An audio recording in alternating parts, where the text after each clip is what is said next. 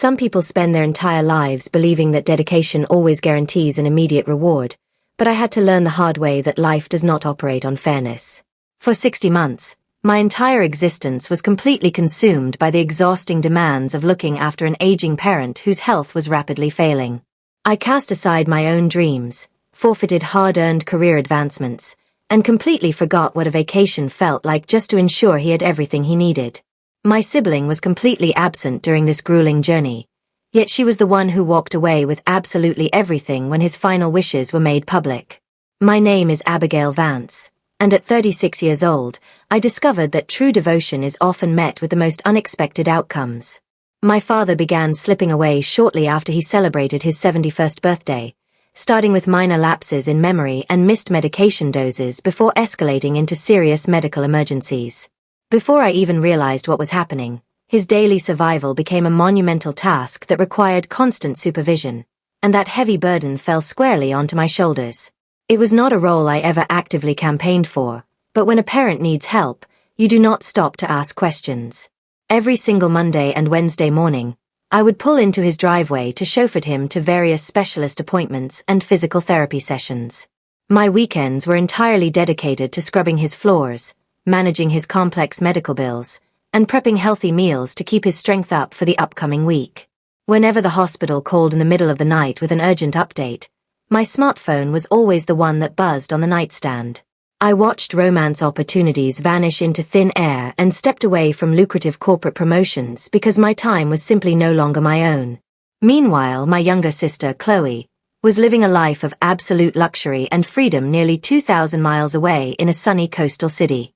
Her digital footprint was filled with images of pristine beaches, fancy cocktail hours, and weekend getaways that looked entirely detached from our harsh reality.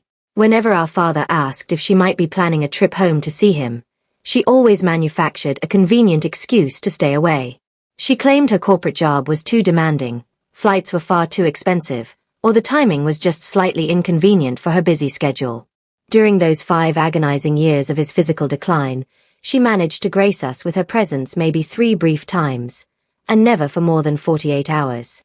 My father never uttered a single word of criticism regarding her absence and would fiercely defend her behavior whenever relatives questioned her lack of support. He constantly reminded me that she was building her own life and doing the absolute best she could under her current circumstances. I never argued with him about it because I knew he simply wanted to maintain an illusion of family harmony. As time marched on, our extended family members began to notice who was actually doing the heavy lifting behind the scenes. They witnessed me driving him to early morning treatments and sitting by his bedside for hours during his lengthy hospital stays. On several occasions, an aunt or an uncle would pull me aside to whisper about how incredibly fortunate my father was to have me around. I always appreciated their kind words, but I genuinely never expected a financial reward for simply doing what I believed was right. When my father finally passed away quietly on a crisp November morning, I was the one holding his fragile hand as he took his very last breath. His memorial service was deeply moving, filled with old neighbors, lifelong friends, and former colleagues who wanted to honor the incredible man he had been. A week after we laid him to rest, the entire family gathered inside a cold, formal conference room at a downtown legal office for the reading of the estate. The room was thick with unexpressed tension as everyone waited to see how things would shake out. Chloe marched into the room wearing a stunning designer blazer, exuding an overwhelming sense of confidence that felt incredibly inappropriate for the somber occasion.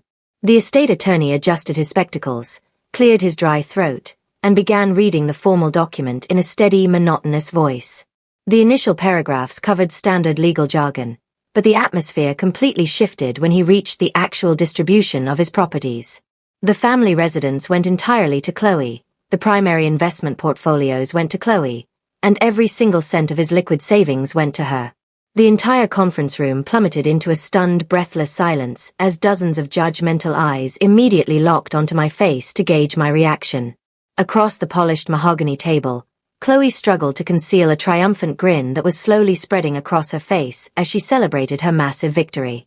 The attorney finished reading the final page and slowly closed the thick leather folder, signaling that the meeting was officially over. Instead of breaking down or shouting, I calmly reached into my leather purse and placed a thick wax-sealed envelope onto the table. Before anyone moves an inch, I need to present this because Dad specifically requested that I share it with everyone today, I stated in a quiet voice. The entire room grew even quieter as everyone stared intently at the mysterious white paper sitting directly in the center of the table. Even the seasoned attorney looked completely caught off guard by the unexpected interruption, and the smug smile instantly vanished from my sister's face. Chloe narrowed her eyes and demanded to know what I was doing, but I ignored her and slid the document toward the lawyer. The attorney carefully inspected the front of the envelope, recognizing my father's distinct, shaky handwriting that explicitly instructed the contents to be opened only after the will was read. He sliced the paper open with a silver letter opener, unfolded a multi-page handwritten letter, and began reading the words aloud to the room. If you are hearing these words, it means my family is gathered together, and Abigail is likely feeling incredibly confused by my financial decisions, the letter began. Every single person in the room leaned forward in total anticipation. The lawyer continued reading my father's words, explaining that his final decision was absolutely not a reflection of who loved him more during his final years. My throat tightened with intense emotion as the letter described how I had selflessly sacrificed my youth, energy, and personal aspirations to care for him without ever asking for praise. Across the table, Chloe shifted uncomfortably in her leather chair, her confident posture completely deflating as the attorney read on. The letter stated that while he loved Chloe, there were certain hard truths that could no longer be ignored. The narrative took an unexpected turn when the letter revealed that a person can deeply love their family but still entirely fail to show up when it matters most. Chloe lowered her gaze to the floor, unable to meet anyone's eye as the lawyer flipped to the next page of the document. Suddenly, the attorney's facial expression completely changed, and a look of genuine astonishment washed over his face as he scanned the next paragraph. The letter boldly declared that the estate listed in the traditional will did not represent his true wealth. A wave of audible confusion rippled through the gathered relatives as the lawyer adjusted his glasses to read the next crucial revelation. Exactly 7 years ago, long before his health began to fail, my father had quietly established an entirely private, independent trust. My heart began to hammer against my ribs because nobody in the family had ever uttered a single word about a hidden trust. This specific entity contained substantial assets that were completely separate from the public estate, including international investments and commercial real estate holdings. Chloe's head snapped upward in total shock as the attorney revealed that the sole trustee and exclusive controlling beneficiary of this massive trust was Abigail Vance. The room absolutely erupted into frantic whispering, my aunts gasped in disbelief, and Chloe looked completely paralyzed by the sudden turn of events. The lawyer opened a secondary folder containing the official, notarized trust documents that proved everything was legally ironclad and completely beyond dispute. I sat there in absolute disbelief as the full weight of the situation finally washed over me. The letter explained that my father had chosen this specific structure with deliberate intent because an ordinary inheritance only requires a person to spend money. A private trust, however, requires immense judgment, unwavering responsibility, and a proven track record of long-term stewardship that cannot be bought. Tears began streaming down my face, not because of the immense wealth, but because I realized my father had noticed every single late-night emergency and every single sacrifice I thought had gone entirely unseen. According to the final lines of the letter, I had spent 5 years proving that I could be trusted with the heaviest responsibilities, and trust is infinitely more valuable than gold. Absolutely nobody dared to interrupt, argue, or even shift in their seats as the reading came to a natural close. My father expressed hope that this decision would not cause a permanent rift, but he wanted both of his daughters to understand that love and trust are measured differently.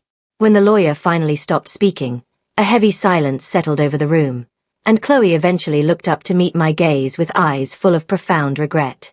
I easily could have rubbed my victory in her face or made a dramatic scene to humiliate her in front of the entire family. Instead, I quietly folded the legal papers and placed them back into my purse because creating a scene would completely miss the lesson. The entire experience was never about proving my sister wrong or seeking revenge for her absence. It was about understanding a profound truth that my father had spent his final years trying to teach both of us before he departed. Material wealth can easily be handed down through a legal document, but genuine trust is something that must be earned through action. My sister walked away from that room with a standard inheritance that made her financially wealthy for the time being. The immense trust my father placed in my hands made me incredibly grateful, and in the end, that mattered so much more.